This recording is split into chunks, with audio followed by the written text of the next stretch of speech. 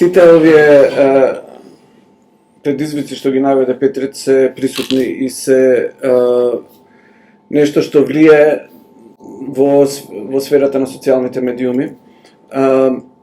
Она што веројатно најголемиот е тоа што има недоволно информации за тоа што представува проверката на факти, па тој недостаток на информации се користи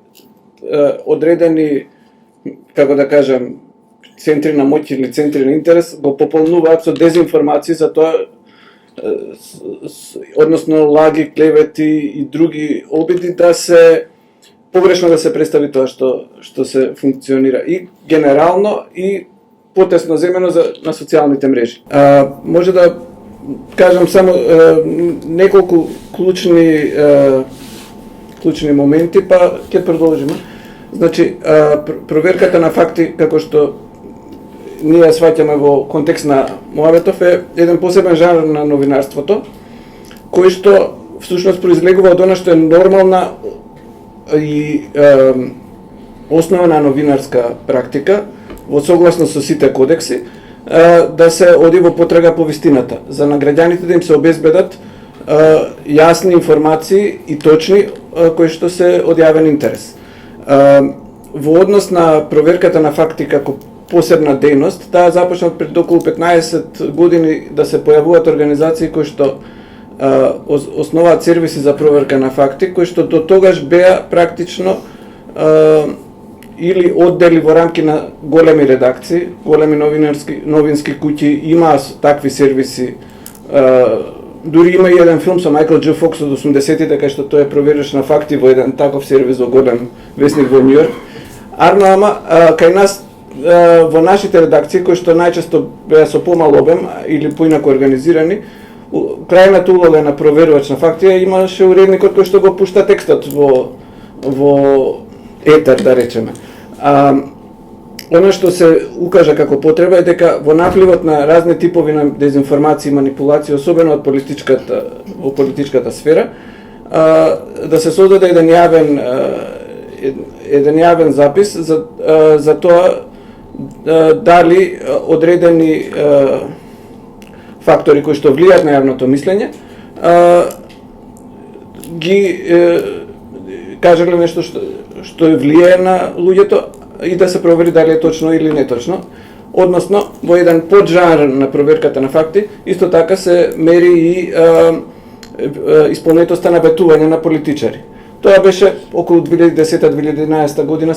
почна да се формираат такви организации во регионот, меѓу кои Вистиномер кај нас до 2011 и започна со работа на тоа што го нарекуваме политичка проверка на факти или на англиски political fact-checking. Ама брзо се утврди дека не се само политичките актери, да речеме индивидуални политичари, функционери или партии, кои што треба да се проверат, туку и други креатори на јавното мислење, па затоа проверката на факти потоа во рамки на исполнување на механизмите на саморегулација и според претежно според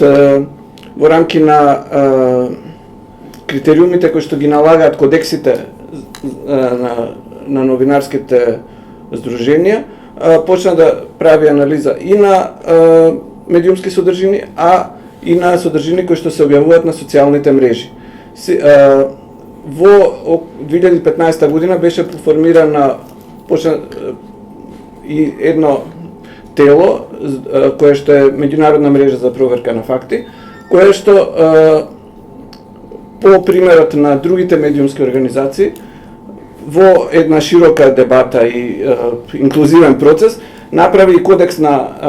однесување на проверувачите на факти, со кој што нивото на одговорност и отчетност го дигна на уште повисоко ниво од она што е во генералните кодекси на новинарите, и воведе механизам на ревизија, односно проверка, кој што секој член на таа организација ја поминува или еднаш годишно прво или на друг период,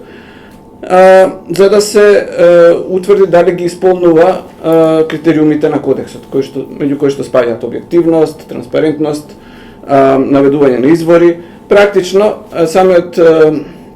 начин на конструкција на тие проверки на факти е аналоген на, не е потрага по некаква апсолутна религиозна сеотфатна вистина, туку онаа вистина што може да се пронајде преку новинарски методи или се базира на науката. И практично тоа е еден од најголемите извори на кредибилност на овој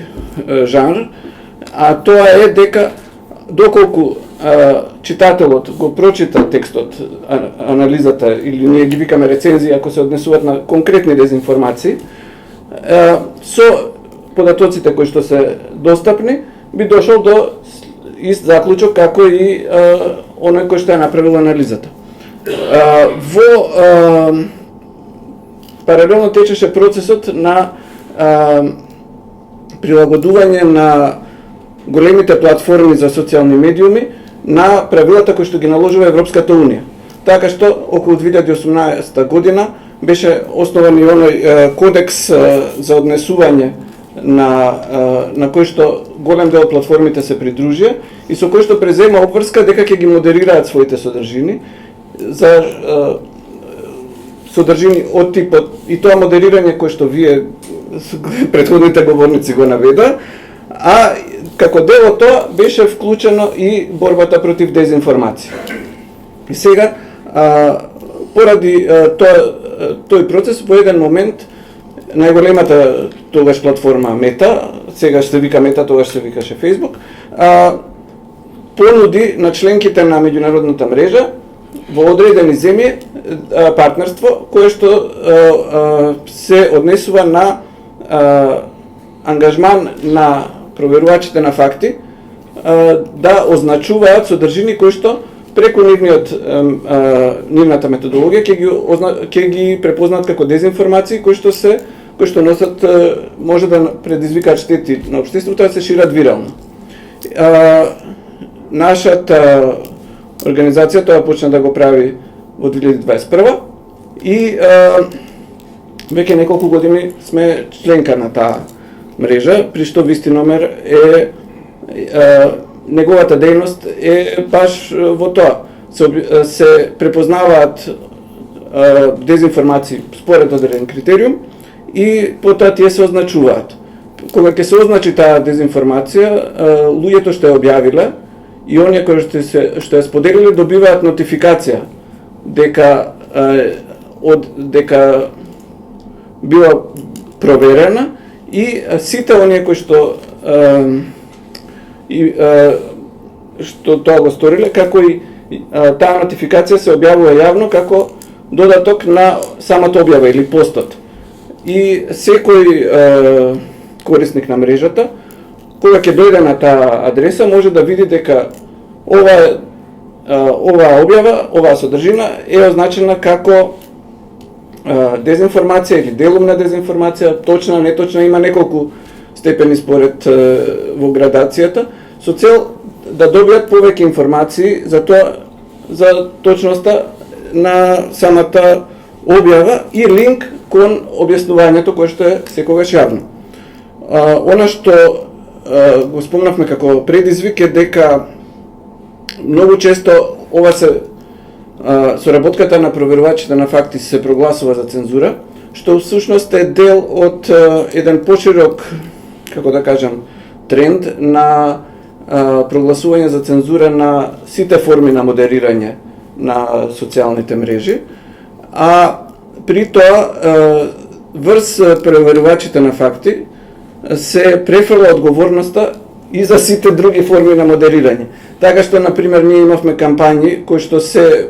повторуваат многу често и кај нас и во светот против проверката на факти како концепт, но тие исто така се насочени кон конкретните организации или индивидуи поврзани со оваа дејност, со кои што ги обвинуваат, например, дека отстранувале одредени содржини, што е неточно. Се базира на тоа е клевета и многу често, на пример, како изговор за такви кампањи се користат одредени инциденти. На пример, во 2020 година имаше една случка кога по една утакмица во која што играше нашата репрезентација, некои луѓе на Facebook објавувале пиратски